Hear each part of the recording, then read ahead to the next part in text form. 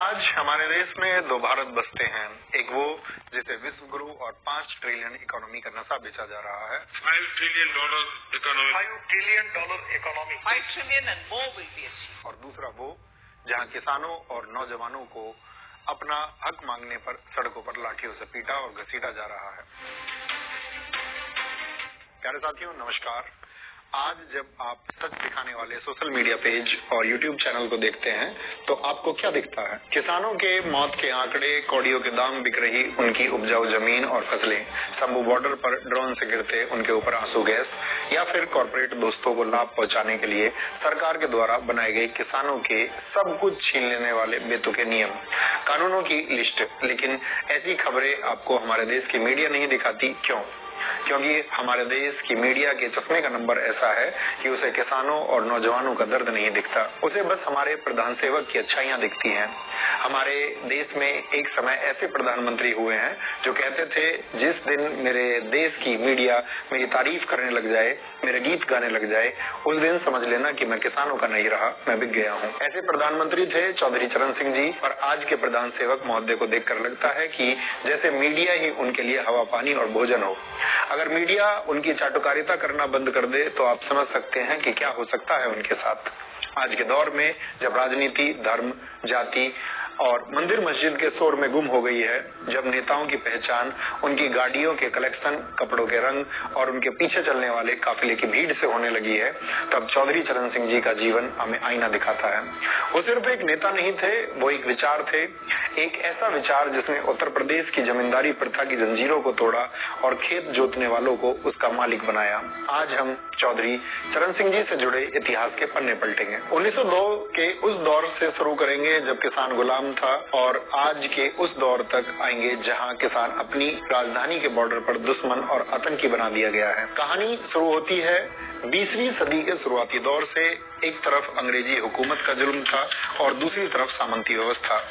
उस समय भू राजस्व प्रणाली ऐसी थी कि खेत जोतने वाला किसान अपनी ही जमीन पर सिर्फ किराएदार था। अगर वो जमींदार को फसल का बड़ा हिस्सा नहीं देता तो उसे बेदखल कर दिया जाता था। इसी शोषण के खिलाफ 23 दिसंबर 1902 को मेरठ जिले के नूरपुर गांव में एक चिंगारी ने जन्म लिया था। नाम था चौधरी चरण सिंह। उनके पिता मीर सिंह जी एक साधारण, लगभग भूमिहीन किसान थे और माता नेत्रकौर देवी एक गृहिणी। चरण सिंह जी ने बचपन से ही वो डर और असुरक्षा देखी थी कि कैसे जमींदार कभी भी उनकी जमीन छीन सकता है। गरीबी थी लेकिन सोच में अमीरी थी। उन्होंने अपने स्कूली पढ़ाई जानी खुर्द गांव के स्कूल से की थी।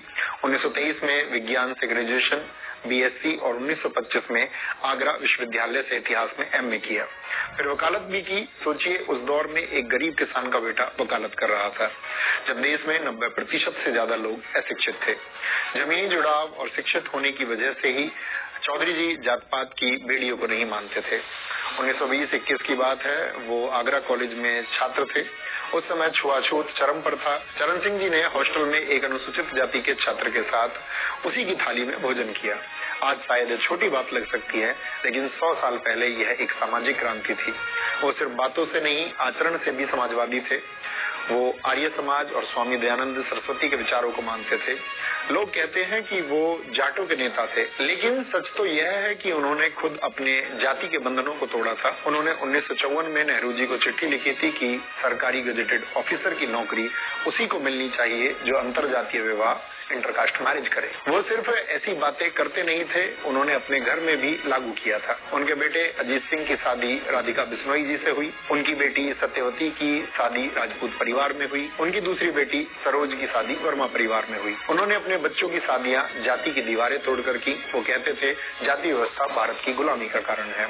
आज जो लोग चौधरी साहब का नाम लेकर सिर्फ एक जाति विशेष की राजनीति करते हैं, उन्हें चौधरी साहब के इन विचारों को भी पढ़ना चाहिए। उनके विरोधी उन्हें अक्सर जाटों का नेता कहकर सीमित करने की कोशिश करते थे, लेकिन वे हमेशा खुद को किसानों का नेता मानते थे। मेरठ के एक गांव में उनके चुनाव भाषण का एक किस्सा बहुत मशहूर है, जहां उन्होंने जाट मतदाताओं को चेतावनी देते हुए कहा, अगर तुम मुझे इसीलिए वोट देते हो क्योंकि मैं एक जाट हूं, तो जाओ अपना वोट कहीं और डाल दो। ऐसे खुले और स्पष्ट मिजाज के नेता थे चौधरी चरण सिंह जी। उनका मानना था कि जाति व्यवस्था समाज को कमजोर करती है और एक इंसान के इंसान होने के अधिकार को खत्म करती है। 1929 का साल था। लाहौर में कांग्रेस का अधिवेशन हुआ और देश में आजादी की लहर दौड़ गई। चौधरी साहब ने अपनी चलती हुई वकालत छोड़ दी और महात्मा गांधी के पीछे चल पड़े। 1930 में जब नमक सत्याग्रह हुआ तो उन्होंने गाजियाबाद में हिंडन नदी के किनारे नमक बनाकर अंग्रेजों का कानून तोड़ा। 6 महीने की जेल हुई तो जेल में उन्हें अंग्रेजों के नियम के अनुसार सोने के लिए अच्छे बेड और रहने खाने की भी अच्छी सुविधा मिल रही थी, क्योंकि वो पढ़े लिखे वकील थे।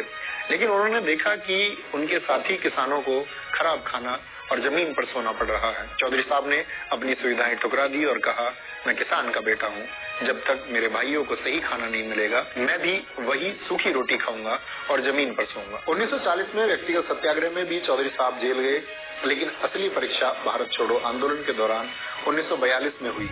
हम गांधी जी और नेहरू जी की बात करते हैं, लेकिन क्या आपको पता है पश्चिमी यूपी में चौधरी चरण सिंह जी मेरठ कमिश्नरी में एक गुप्त क्रांतिकारी संगठन चला रहे थे। उन्होंने अंग्रेजों की नाक में इतना दम कर दिया था कि अंग्रेजी हुकूमत ने उन्हें पकड़ने के लिए उनके सिर पर इनाम रख दिया था। जिंदा या मुर्दा, डेड और अलाइव पकड़ने का फरमान जारी कर दिया था। पुलिस हाथ धोकर उनके पीछे पड़ी थी, पर वो अंडरग्राउंड रहकर आंदोलन चलाते रहे और फिर जब गिरफ्तार हुए तो बरेली जेल को ही अपनी पाठशाला बना लिया। जेल में रहते हुए उन्होंने शिष्टाचार नाम की किताब लिखी।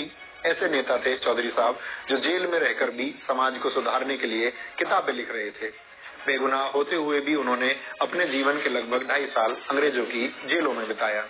पर आज के नेताओं को गुनाह करने पर भी जेल नहीं होती, और अगर वो भूले भटके जेल पहुंच भी जाते हैं तो अपने बाहुबल के दम पर सुख सुविधाओं का आनंद लेते हैं, क्योंकि वो जेल को अपना घर समझते हैं। आज के नेता तो पढ़े लिखों पर लाठियां चलवाते हैं और अपनी फर्जी डिग्री दिखाकर न जाने क्या साबित करना चाहते हैं। चौधरी जी के राजनीतिक कद को आप ऐसे समझ सकते हैं। 1937 में पहली बार बागपत छपरौली से विधायक बने। 1946 में संसदीय सचिव कांग्रेस सरकार में। 1951-52 में कैबिनेट मंत्री उत्तर प्रदेश सरकार में उन्होंने न्याय, सूचना, राजस्व और कृषि जैसे विभाग संभाले। 1967 में कांग्रेस छोड़ी, भारतीय क्रांति दल बनाया और पहली बार यूपी के सीएम बने। 1970 में दूसरी बार यूपी के सीएम बने।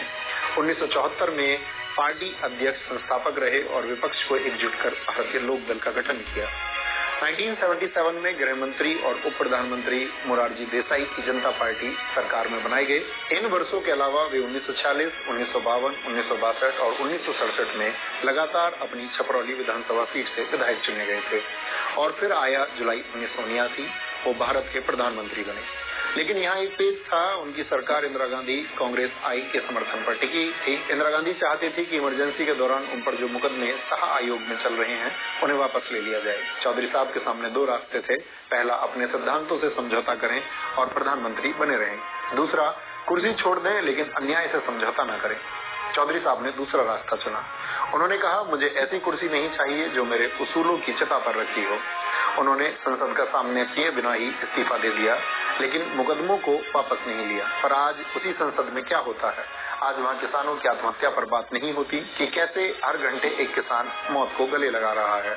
एनसीआरबी 2022 के आधिकारिक आंकड़े जो दिसंबर 2023 में प्रकाशित हुए, यह रिपोर्ट कहती है कि एक साल में 11,290 किसानों और खेत मजदूरों ने आत्महत्या की, यानी हर दिन 30 किसान। हर घंटे एक से ज्यादा अन्नदाता मौत को गले लगा रहा है। महाराष्ट्र, कर्नाटक और मध्य प्रदेश जैसे राज्यों में यह आंकड़ा सबसे भयावह है। क्या इन 11,290 परिवारों की चीख आपको संसद के शोर में सुनाई देती है? नहीं, क्योंकि सरकारें इन मुद्दों पर बात ही नहीं करती। आर्थिक सहयोग और विकास संगठन OECD दुनिया के विकसित देशों का समूह है। उनकी एक चौंकाने वाली रिपोर्ट कहती है, अमेरिका, यूरोप, चीन जैसे देश अपने किसानों को पॉजिटिव सपोर्ट देते हैं, यानी सरकार अपनी जेब से किसानों को पैसा देती है ताकि वो खेती कर सकें। लेकिन OECD के मुताबिक भारत के किसानों पर सरकार का नेगेटिव सपोर्ट है। इसका मतलब है कि भारत सरकार अपनी नीतियों, निर्यात पर प्रतिबंध, किसानों के फसलों के अच्छे दाम न तय करके किसानों पर एक तरह का छुपा